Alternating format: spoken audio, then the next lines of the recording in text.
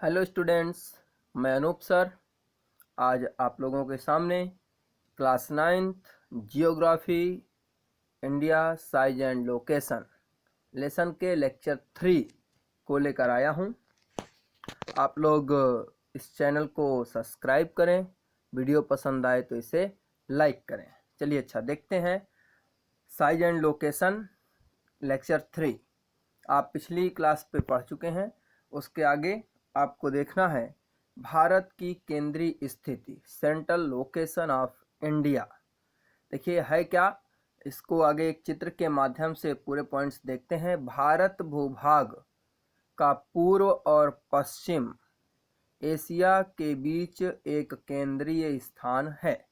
यानी कि पूर्व और पश्चिम एशिया के बीच एक केंद्रीय स्थान है। इस ग्राफ में देखें तो ये एशिया है, इस ग्राफ में देखते हैं तो ये एशिया है और इसमें ये पूर्व है और ये पश्चिम है। इन दोनों के केंद्रीय स्थान को प्राप्त करता है। आगे है भारत एशियाई महाद्वीप का एक दक्षिण पूर्वी विस्तार है। एशियाई महाद्वीप का दक्षिण पूर्वी विस्तार है। हिंद महासागर के मार्ग जो पश्चिम में यूरोप को और पूर्व में एशिया के देशों को जोड़ता है।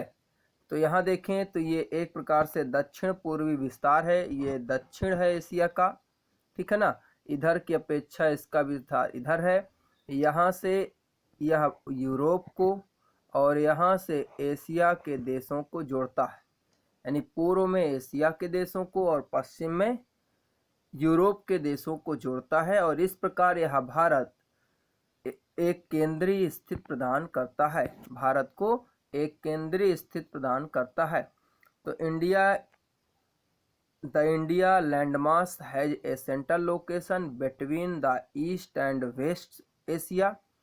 India is a southward extension of the Asian continents, the trans Indian ocean routes which content to country of Europe in the west and the country of East Asia provide a strategic central location in India।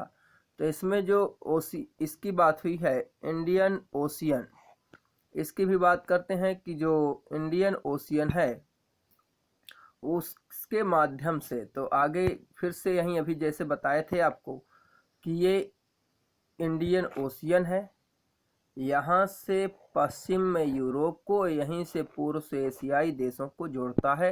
तो यह बताने का कार्य किया गया। और आपको समझना है कि भारत एशियाई महाद्वीप के दक्षिणी केंद्र में स्थित है। नेक्स्ट पहुँचते हैं कि भारत को जो ये सेंट्रल पोजीशन प्राप्त है, इस सेंट्रल पोजीशन के बेनिफिट्स क्या हैं। यानी कि भारत की केंद्रीय स्थिति के लाभ देखेंगे। भारत के केंद्रीय स्थिति के क्या लाभ हैं, benefits of India central position. पहले लाभ देखते हैं। दक्षिण का पठार हिंद महासागर में शीर्षवत फैलता है। तो दक्षिण का जो पठार है वो हिंद महासागर में शीर्षवत फैला है या फैलता है। इस प्रकार भारत को एक पश्चिम तट से पश्चिम एशिया, अफ्रीका और यूरोप के साथ और पूर्वी तट से दक्षिण पूर्व और पूर्वी एशियाई के साथ निकट संपर्क स्थापित करने में मदद करता है। इसको फिर से देखेंगे। इस प्रकार भारत को पश्चिमी तट से किसे पश्चिम एशिया, अफ्रीका और यूरोप को जोड़ता है, ठीक है ना। पूर्वी तट से किसे जोड़ता है, दक्षिण पूर्वी और पूर्वी एशिया। तो यहाँ देखते हैं फिर से, ये है भारत। यहाँ से बताया जा रहा है कि भारत अपने पश्चिमी तट से एशिया, यूरोप, अफ्रीका को जोड़ता है, जबकि पूर्वी तट से पूर्वी एशिया और दक्षिण पूर्वी एशियाई क्षेत्रों को जोड़ता है। इसके अलावा सीधे ऑस्ट्रेलिया को भी जोड़ता है। समझ आ गया। तो भारत की केंद्रीय स्थिति का पहला प्रॉफिट है कि अपने पश्चिमी तट से पूर्वी एशिया, यूरोप, अफ्रीका को जोड़ता है। पश्चिमी तट से पूर्वी एशिया और दक्षिण पूर्वी एशियाई देशों को जोड़ता है, और अपने शीर्ष से या दक्षिणी बिंदु से यह ऑस्ट्रेलिया को जोड़ता है। सेकंड पॉइंट देखेंगे, सेकंड लाभ क्या है। सेकंड है, भारत अपनी केंद्रीय स्थिति के कारण अंतरराष्ट्रीय जल मार्ग के केंद्र के रूप में स्थापित है। India is establish as a centre of international waterway due to its central position, यानी ये international waterway due to this central position, तो इंटरनेशनल वाटरवे के रूप में स्थापित होता है। मतलब आपको समझना क्या है कि ये जो भारत है यह जो है अंतरराष्ट्रीय जल मार्गों का केंद्र है, यानी कि यह जो है पश्चिमी तट पर अरब सागर के माध्यम से लाल सागर, भूमध्य सागर होते हुए यूरोप को, एशियाई देशों को, अफ्रीका को, ऑस्ट्रेलिया को, इंडोनेशिया या दक्षिण पूर्वी एशियाई देशों को और अन्य एशियाई देशों को जल मार्गों से जोड़ता है। और इसके जो महत्वपूर्ण बंदरगाह रहते हैं उसमें बम्बई, मुंबई, चेन्नई और कोलकाता, ये प्रमुख जो बंदरगाह हैं इनके माध्यम से इन्हें जोड़ने का काम किया जाता है। तो आपको समझना है कि भारत अपनी केंद्रीय स्थिति के कारण अंतरराष्ट्रीय जल मार्गों का केंद्र है। थर्ड नंबर देखेंगे, सेम उसी तरह भारत अपनी केंद्रीय स्थिति के कारण अंतरराष्ट्रीय वायुमार्गों के केंद्र के रूप में स्थापित है। India is established as a centre of international airways due to its centre position, तो इंटरनेशनल एयरवेज के रूप में स्थापित है। इसमें आपको कैसे समझना है कि जो भारत का ये तटीय भाग है, जो दक्षिणी भाग है, जो ये दक्षिण का पठार है या कहें कि दक्कन प्लेटो है, यह अत्यंत चौड़ा है, जिसके कारण इसके जो पत्तन है या जिसका जो तट है ये वर्ष भर खुला रहता है, बाढ़ से कभी पूरी तरह से ढकता नहीं है। इसलिए यह अंतरराष्ट्रीय या इंटरनेशनल एयरवेज या अंतरराष्ट्रीय वायु मार्ग का एक सेंटर है, केंद्र है। कैसे सेंटर है समझना है। यदि किसी भी, मान लीजिए कोई भी वायुयान को यहाँ जिनेवा से या यूरोप से या लंदन से ऑस्ट्रेलिया के पर्थ जाना है, तो उसका रूट क्या है। जैसे किसी भी अंतरराष्ट्रीय वायुयान को लंदन से पर्थ जाना है या ऑस्ट्रेलिया पहुंचना है, तो पहले लंदन से आएगा प्लेन उनका सीरिया, जिनेवा, इराक, ईरान के पास, ठीक है ना। यहाँ से सेकंड राउंड पर इनका जहाज सीधे मुंबई आएगा, मुंबई से जहाज चेन्नई आएगा, चेन्नई से मलेशिया होकर ऑस्ट्रेलिया पहुंचता है। अगर किसी जहाज को यहाँ से अगर देखें कि किसी भी जहाज को अगर फिलीपींस द्वीप समूह जाना है, तो उसे सबसे पहले सीरिया से होते हुए दिल्ली से होते हुए थाईलैंड और वहाँ से होते हुए फिलीपींस जाना है, ठीक है। अगर किसी भी जहाज की बात करें जिसे जापान जाना है, तो इसी रूट से थाईलैंड से ही होकर उसे टोक्यो जाना पड़ेगा। तो एक प्रकार से भारत में मुंबई और चेन्नई, कोलकाता, ये तीनों इंटरनेशनल एयरवेज के सेंटर के रूप में भी स्थापित होते हैं। अब इसके बाद अगला देखें हैं, चौथा पॉइंट क्या है। चौथा पॉइंट है कि 1869 यानी 1869 में सुएज नहर के खुलने से भारत और यूरोपीय देशों के मध्य लगभग व्यापार की 7000 किलोमीटर की दूरी कम हो गई। The opening of the Suez canal in 1869 reduced the distance between India and European country about 700 kilometers, ठीक है ना। अलग से आपको समझना है कि आपको अलग से ये समझना है कि स्वेज नहर भूमध्य सागर से लाल सागर को जोड़ता है, यानी Suez canal connects the red seas to the Mediterranean seas, यानी स्वेज कैनल जो है वो लाल सागर से मिडिटेरेनियन सीज को जोड़ता है। अब इन दोनों चीज़ों को देखेंगे। पहले हम देखिए यहाँ पर ये भूमध्य सागर या मिडरेटियन सी, ये जो है आपका भूमध्य सागर या मिडरेटियन सीज है, और ये वाला पार्ट रेड सीज है। यहाँ से स्थल था जो अफ्रीका को एशिया से जोड़ता था। इसी स्थान पर एक कैनल निकाली गई, ऐसे इसी को स्वेज कैनल बोलते हैं, और यह 1869 यानी 1869 में स्टार्ट हुआ। इसके पहले भारत के व्यापार के जो रास्ते थे या तो स्थल मार्ग से व्यापार करते थे, या फिर जैसे यहाँ से आप लंदन से चलना है तो लंदन से सीधे अफ्रीका के कुमारी अंतरीप पर आते थे, और कुमारी अंतरीप से मुंबई, कुमारी अंतरीप से कन्याकुमारी या कोचीन की यात्रा करते थे। अब क्या हुआ कि जब यहाँ पर स्वेज कैनल निकाल दिया गया इस स्थान पर, तो इस स्वेज कैनल के निकालने से अब दो रूट क्या हुआ कि लंदन से जहाज चलेगा, पहले भूमध्य सागर या मिडरेटियन सी में एंट्री करेगा, और यहाँ से लाल सागर से होकर इंडियन ओशियन में निकल आता है या हिंद महासागर पे निकल आता है, और यहाँ से सीधे मुंबई पहुँच जाता है। इससे हुआ क्या, अगर हम देखें तो इसमें मुख्यतः दिया है कि 12,300 मील की दूरी इस रूट से होती थी, ठीक है ना। यहाँ से जबकि 7,200 मील की दूरी यहाँ से होती थी, या कहें कि इसे आप किलोमीटर्स में देखें तो 19,800 किलोमीटर इस रूट से और 11,600 किलोमीटर इस रूट से। लेकिन यहाँ भी अगर हम इस रूट को नापनाएं, लंदन से सीधे हम लोग कहाँ आते हैं, जेनेवा आते हैं, इटली आ जाते हैं, और रोम से यहाँ प्रवेश करते हैं, तो फिर सिर्फ 7,000 किलोमीटर की ही दूरी बचती है।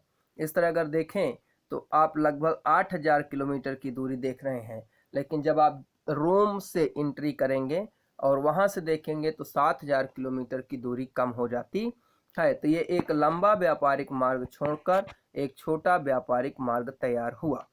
तो इससे जो है भारत के साथ व्यापारिक संबंध या यूरोप का एशिया और दक्षिण पूर्वी एशियाई देशों के साथ व्यापार बढ़ा। तो इस प्रकार से भारत के केंद्रीय स्थिति के ये प्रमुख लाभ हैं। अब आगे देखेंगे भारत को उपमहाद्वीप क्यों कहते हैं। तो देखिए, पहले तो समझना है कि भारत उपमहाद्वीप क्यों है। भारत खुद ही एशिया महाद्वीप में है, इसीलिए कुछ विशेषताओं के कारण भारत को उपमहाद्वीप कहा जाता है। तो किसी भी महाद्वीप में पाई जाने वाली विशेषताएं, यानी किसी भी महाद्वीप की कुछ प्रमुख विशेषता होती है। वो विशेषताएं क्या हैं, जैसे देखिए भौगोलिक विविधताएं, सांस्कृतिक विविधताएं, एक बड़ी जनसंख्या, भाषा, धर्म आदि की विविधताओं का उपलब्ध होना। यानी भौगोलिक विविधताएं हों, सांस्कृतिक विविधताएं यानी अनेक धर्म, जाति, अनेक प्रकार के कल्चर्स होने चाहिए, विशाल जनसंख्या होनी चाहिए, धर्म, भाषा, संसाधन आदि की विभिन्नता होनी चाहिए। यहाँ अगर देखें तो भारत की बात करें तो भारत में ऐसे लोग, ऐसे संसाधन या ऐसी विभिन्नताएं शामिल हैं या ऐसे लोग शामिल हैं जो विभिन्न जाति, धर्म, भाषा और संस्कृतियों से संबंधित हैं। विभिन्न जाति, धर्म, भाषा और संस्कृतियों से संबंधित हैं।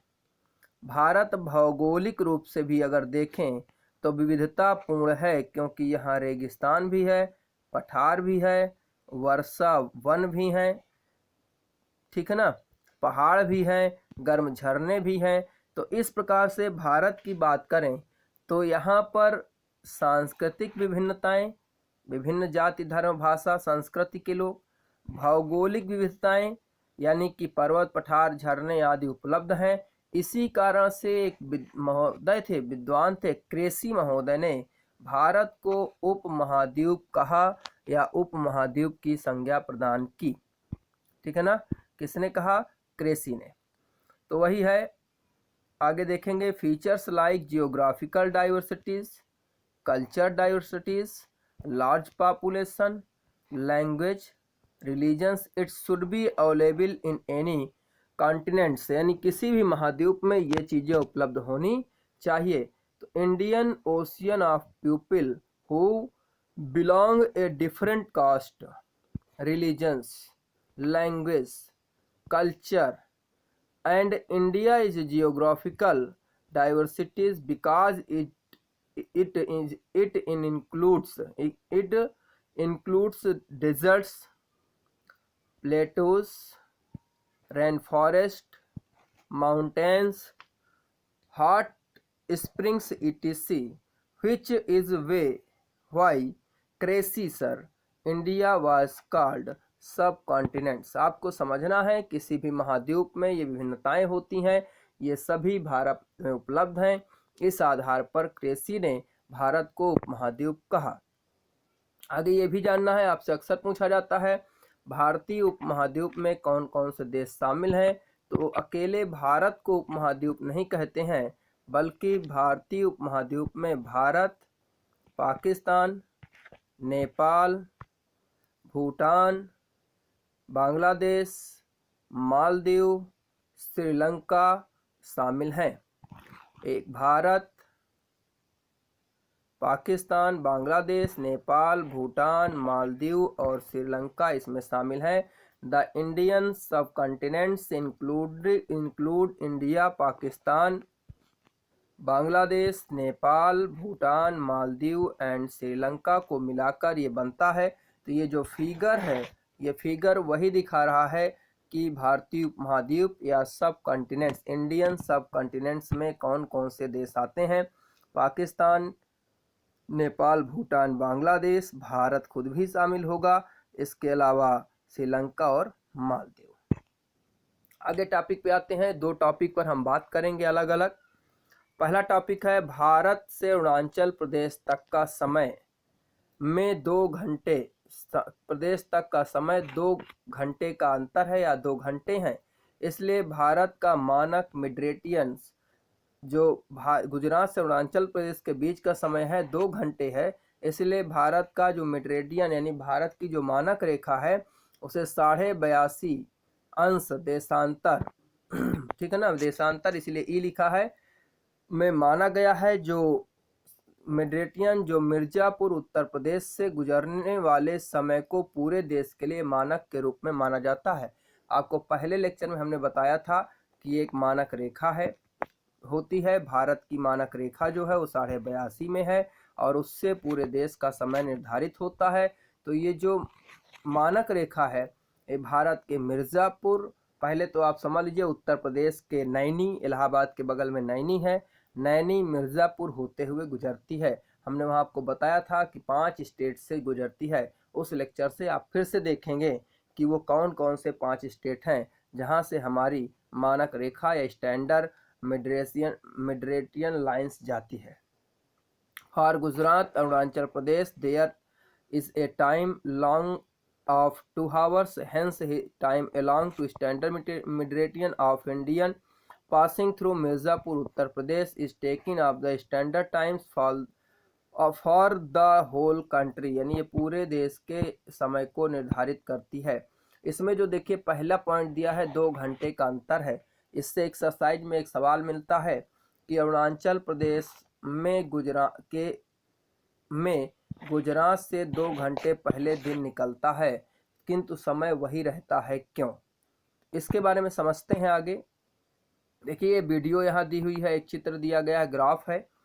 आपसे अगर पूछा जाए कि अरुणाचल प्रदेश में यानी यहाँ पर जब दिन निकलता है उसके 2 घंटे बाद गुजरात में दिन निकलता है, लेकिन जो भारत का समय है वो दोनों स्थानों पर समय सेम रहता है, ऐसे कैसे होता है?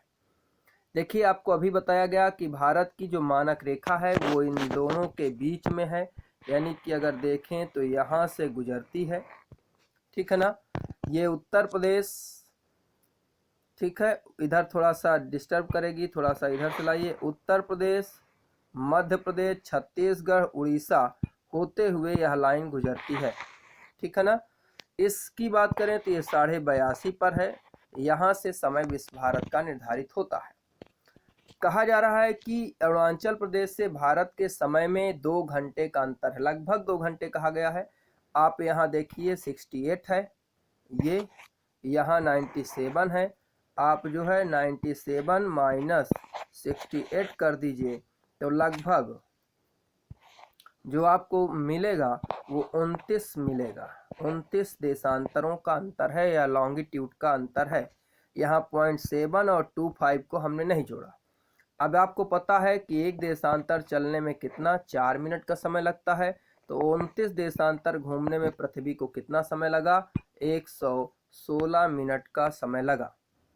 अब इस 116 मिनट को हम घंटे में बदल दें तो डिवाइड 60 करेंगे, तो या ऐसे ही रखिए 6 दूनी 12, ठीक है ना। 1 घंटे 56 मिनट आया। अभी हम यहाँ 0.725 का एवरेज नहीं जोड़े, इसीलिए कहा जाता है कि भारत से अरुणाचल प्रदेश का के समय में अगर देखें तो लगभग कितने, लगभग 2 हावर्स या 2 हावर्स का डिफरेंट है। लेकिन अब इसमें समझें कि पृथ्वी जो है पूर्व से पश्चिम को घूमती है, तो सबसे पहले यहाँ सूर्योदय होगा इस स्थान पर, उसके बाद यहाँ पर सूर्योदय होगा। तो यहाँ से यहाँ सूर्योदय कितने बाद होगा, 2 घंटे बाद, क्योंकि इतनी दूरी तय करने में पृथ्वी को 120 मिनट या 116 मिनट लगेगा। तो सीधी सी बात है, अगर यहाँ 6 बजे अंदाजे हम कि 6 बजे दिन निकला तो यहाँ 8 बजे दिन निकलेगा। लेकिन साफ साफ बताया गया कि भारत का जो समय है वो इससे नहीं बल्कि यहाँ की मानक रेखा से तय होता है। अब इस मानक रेखा से भारत का समय तय होता है, तो समय तो एक होगा, जब यहाँ दिन निकलेगा तभी घोषित किया जाएगा कि भारत में दिन 7 बजे निकला, तो 7 यहाँ भी माना जाएगा, 7 यहाँ भी माना जाएगा। लेकिन 2 घंटे का अंतर तो है, क्योंकि मिडरेशियन टाइम से जो मानक रेखा है यहाँ उससे 1 घंटे पहले दिन निकलेगा और यहाँ उससे 1 घंटे बाद निकलेगा, दोनों को जोड़ देंगे तो 2 घंटे हो जाएगा। समझ आ गया होगा। आगे पॉइंट पे चलते हैं। दूसरा है दक्षिण और उत्तर की ओर जाने पर, दक्षिण और उत्तर की ओर बढ़ने पर अक्षांशीय सीमा दिन और रात की अवधि को प्रभावित करती है। The longitudes latitudes existence influence the duration of the day and night as one move from south to north. यानी हम अगर साउथ टू नॉर्थ जाएंगे तो जो हमारी लैटिट्यूड हैं उनसे हमारे दिन और रात की अवधि प्रभावित होती है। तो इसके बारे में हम विस्तार से देखते हैं, पहले इसको समझने का प्रयास करेंगे अच्छे से। तो अगला वीडियो देखते हैं, इस चित्र को देखते हैं कि पृथ्वी में अगर कहें तो आपको 3 चीज़ें बताई गई थी। एक ये है जो आपकी विषुवत रेखा है जिसे इक्वेटर कहते हैं। इसके बाद ऊपर ट्रॉपिक ऑफ कैंसर यानी कि कर्क रेखा और ट्रॉपिक ऑफ कैंसर यानी कि मकर रेखा। 3 रेखाएं हैं, भूमध्य रेखा, कर्क रेखा और मकर रेखा। तो ये जो भूमध्य रेखा है इसकी बात करते हैं तो हमारी सूर्य की किरणें वर्ष में 2 बार कहाँ, भूमध्य रेखा पर सीधी पड़ती हैं। वर्ष में 2 बार यहाँ पर सीधी पड़ती हैं। वो समय कौन सा है, पहला 21 मार्च 21 या 22 मार्च और दूसरा 23 सितंबर।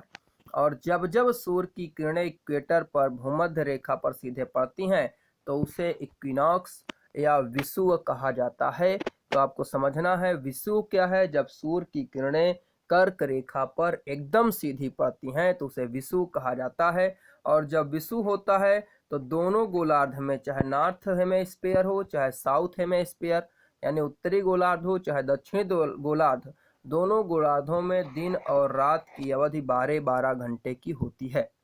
12 आवर की होती है।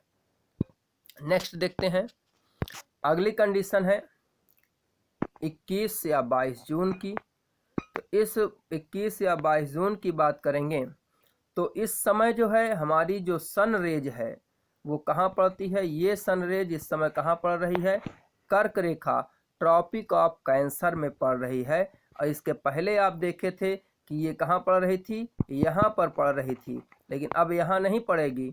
अब 21 और 22 जून को इसकी किरणें कहाँ पड़ रही हैं, कर्क रेखा पर। इसका कारण क्या है कि पृथ्वी अपने अक्ष पर 23.5 अंश झुकी हुई है। ये जैसे यहाँ देखें तो यहाँ से आपको दिख रहा है कि पृथ्वी अपने अक्ष पर 23.5 अंश झुकी है। इस तरह अगर देखें तो ये जो कोण बना या ये जो यहाँ कोण बना ये 23.5 अंश का है, ठीक है ना। तो पृथ्वी अपने 23.5 अंश झुकी होने के कारण सूर्य की किरणें पृथ्वी के प्रत्येक भाग पर हमेशा सीधी नहीं पड़ती। आपको शुरू में भी बताया गया था, सूर्य की किरणें हैं जो वर्ष में इसी के बीच में पड़ती हैं, चाहे कर्क रेखा से मकर रेखा के बीच में, यानी ट्रॉपिक ऑफ कैंसर से और ट्रॉपिक ऑफ कैप्रिकॉर्न तक। नेक्स्ट देखते हैं, तो ये क्या है कि 21-22 जून को सनरेज कहाँ पड़ी, ट्रॉपिक ऑफ कैंसर पर। अब जब सूर्य की किरणें नॉर्थ हेमिस्फीयर पर पड़ती हैं सीधे, यानी कर्क रेखा पर सीधे पड़ती हैं, तो जो हमारा नॉर्थ हेमिस्फीयर है वहाँ पर दिन की अवधि लंबी होगी 14 घंटे की और रात की अवधि छोटी होगी यानी कि 10 घंटे की। उसके विपरीत चलें तो साउथ हेमिस्फीयर यानी जो दक्षिणी गोलार्ध है वहाँ पर दिन की जो अवधि होगी वो 10 घंटे और जो रात की अवधि होगी वो 14 घंटे होगी। आप सीधे से कॉमन समझिए कि पृथ्वी को 14 घंटे जो सोलर एनर्जी है वो प्राप्त हुई और पृथ्वी को एनर्जी रिलीज करने के लिए मात्र 10 घंटे का टाइम मिला, यानी 14 घंटे सोलर एनर्जी रिलीज किया और 10 घंटे मतलब प्राप्त किया या लिया और 10 घंटे में रिलीज किया, तो जो 4 घंटे प्लस हुए उसकी एनर्जी यहाँ पर बढ़ जाती है।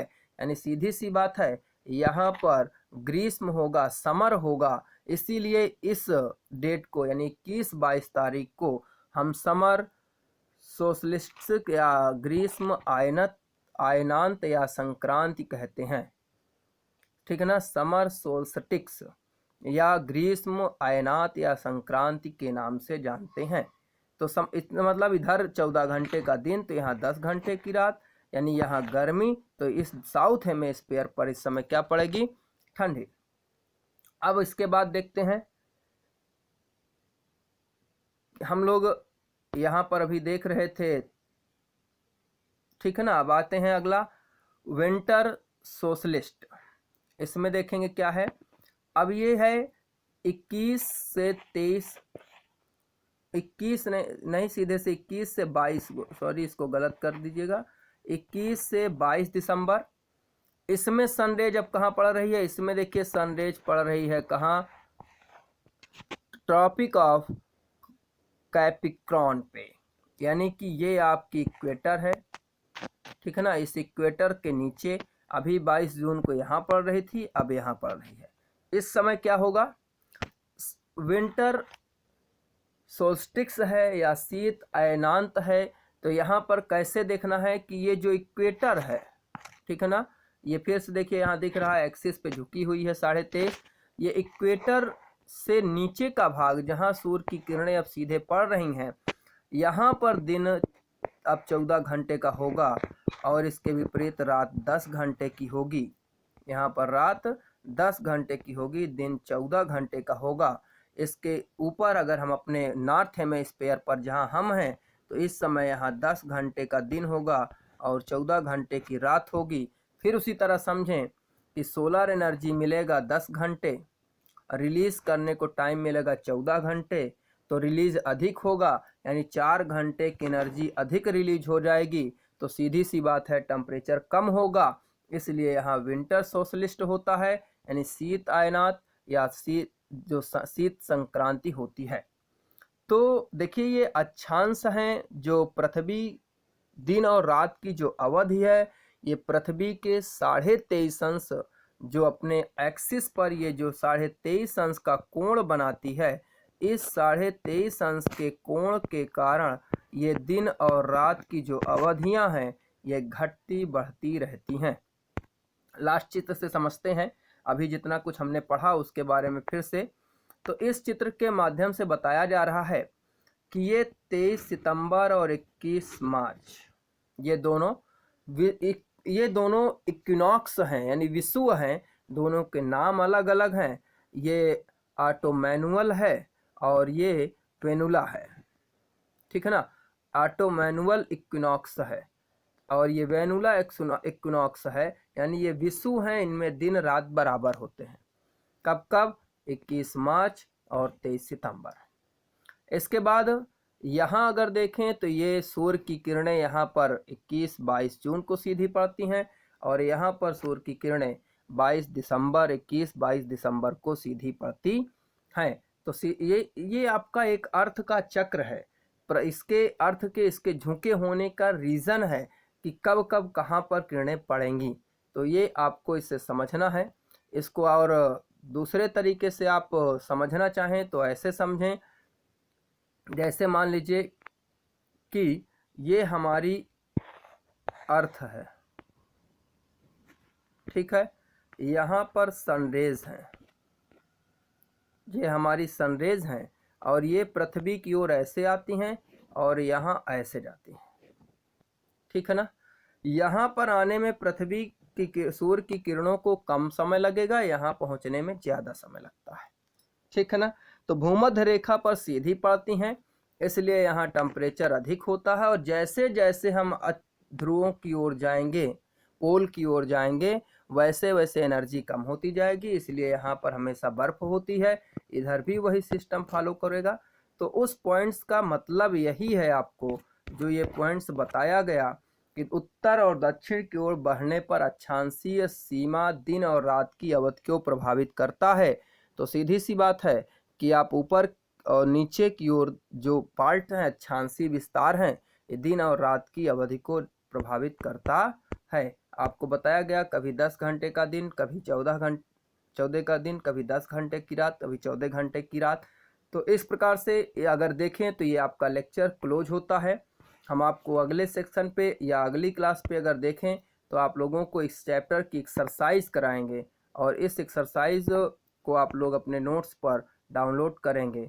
इसी के साथ अगर वीडियो आपको पसंद आई हो तो इसे लाइक करें और चैनल को सब्सक्राइब करें।